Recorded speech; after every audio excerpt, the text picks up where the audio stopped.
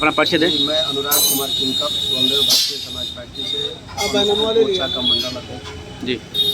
और इस समय पूरे पार्लियामेंट में दलित समाज में मैं और रमानंद गौड़ पूर्व विधायक रामकोला जी। दोनों लोग अपने समाज के लोगों को समझाने बुझाने में लगे हैं जी। अपने पार्टी के लिए। आप कहाँ से बिलोंग करते हैं? जी, मैं रसड़ा से बिलोंग करता हूँ। रसड़ा में गोसलपुर गाँव है जी। गोसलपुर गाँव से मैं आता हूँ। अच्छा, दलित समाज छड़ी वोट क्यों दे? दलित समाज सर आज के डेट में देखिए, बहुजन समाज पार्टी से दलित समाज बहुत रुष्ट हो चुका है। जी। दलित समाज, क्योंकि मैं भी बहुजन समाज पार्टी का कार्यकर्ता था। आज से 3 साल पहले मैं इस पार्टी को ज्वाइन किया था। 3 साल पहले मैं जब बहुजन समाज पार्टी में कार्यकर्ता था तो मैंने देखा था दलित समाज में जितने भी हम लोगों के नए युवा जो पढ़े लिखे होते थे उन लोगों को कहीं न कहीं से किसी न किसी कारणवश उनको दबा दिया जाता है। हम लोगों के समाज में लोगों को नेता नहीं बनने दिया जाता है, समाज के लोगों को सेवक नहीं बनने दिया जाता है।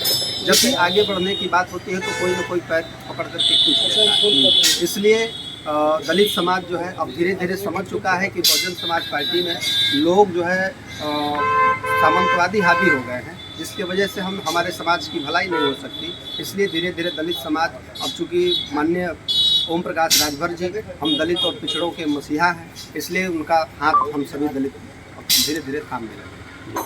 ओम प्रकाश राजभर एक दिन कह रहे थे कि मैं कांसीराम का चेला हूँ, तो अचानक क्यों चुनाव में उनको याद पड़ गया कांसीराम को?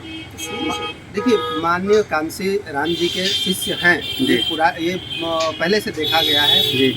ओम प्रकाश राजभर जी बहुजन समाज पार्टी के बनारस से जिलाध्यक्ष भी थे। वो मान्यवर साहब के साथ चले हैं, उनके पग चिन्हों पर आज तक चले आ रहे हैं। और ये आज केवल चुनावी मुद्दा नहीं है, चुनाव के पहले भी जब भी वो बात करते हैं तो हमेशा बाबा साहब भीमराव अम्बेडकर जी और मान्यवर कांसीराम जी की बात करते हैं।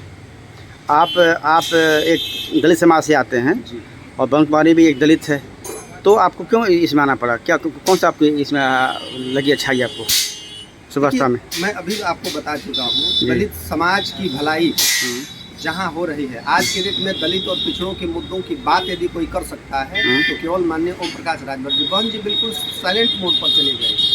ये समझ लीजिए कि इस समय हमारी जनता हमारा समाज चाहे किसी भी गर्त में जाए, उनको किसी प्रकार का कोई लेना देना नहीं है। हमारे समाज का हाथ थामने वाली नहीं है, बल्कि जब चुनाव आता है तो चुनाव में केवल अपने समाज के लोगों को इकट्ठा करने का काम करते हैं। चुनाव के बाद किसी भी मुद्दे पर, चाहे हाथरस कांड हुआ या फिर किसी प्रकार का कोई भी अधिक बड़ा कांड हो जाता है तो वहाँ बोलने में असक्षम है। इसलिए दलित समाज आज सुभाषपा की तरफ अपना मुख कर रहा है। मऊ का मुसलमान का वोट कहाँ जाएगा, क्या आपको लग रहा है? बेशक आप तो देख रहे हैं सर, मैं भी देख रहा हूँ, मऊ के मुसलमानों का वोट हमारे साथ है। मऊ के बुनकर भाई और ये मंसूरी समाज के जितने लोग हैं ये सभी लोग लगे हुए हैं। बारी बारी माननीय ओम प्रकाश राजभर जी का हमेशा कहीं न कहीं कार्यक्रम लोग लगा रहे हैं। भारी तादाद में लोग वोट करने के लिए तैयार। डिम्पल की जो अपर्णा यादव जो उनके दौरान हैं, वो कल उनके खिलाफ वो लगाई थी नारा लगाई थी, मालूम है? आजमगढ़ में दमदे यादव के खिलाफ उनकी दौरानी है, तो इस पर क्या कहेंगे आप? शायद मुझे इस बात की जानकारी नहीं है, मैंने ध्यान नहीं दिया। थोड़ी सी मेरी तबीयत खराब थी तो मैंने कुछ समाचार सुना नहीं था। अखिलेश और डिम्पल के छोड़ करके इनके खिलाफ आ गई आजमगढ़ में, अखिलेश के खिलाफ आ गई हैं।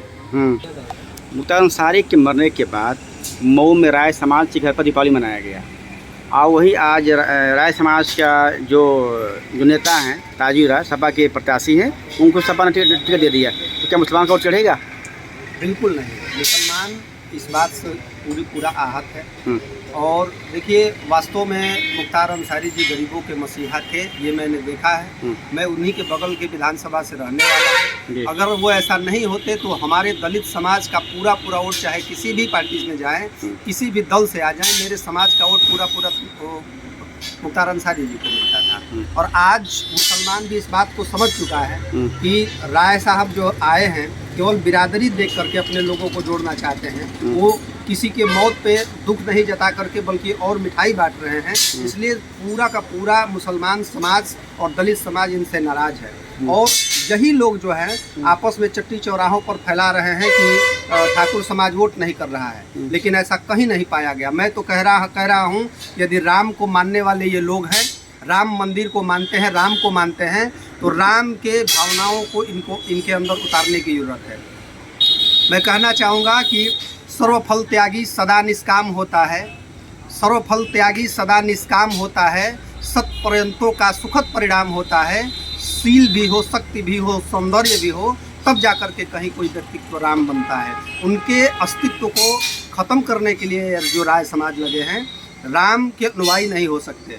जो भी ठाकुर यदि ऐसा बात करते हो तो वो राम के अनुयायी नहीं हो सकते। राम को यदि मानते हैं तो क्षमा बड़न को चाहिए छोटन को उत्पात। यदि आप जाति वर्ण को मानते हैं तो यदि छोटी जाति से किसी प्रकार की गलती हो जाती है तो उसको आपको माफ़ करना चाहिए। और माननीय अरविंद राजभर जी आपके सामने अभी माफ़ी मांग चुके हैं। इसके बाद भी यदि आप इस तरीके की बात फैलाते हैं तो आप क्षत्रिय समाज हो नहीं सकते, आप राम के अनुयायी नहीं हो।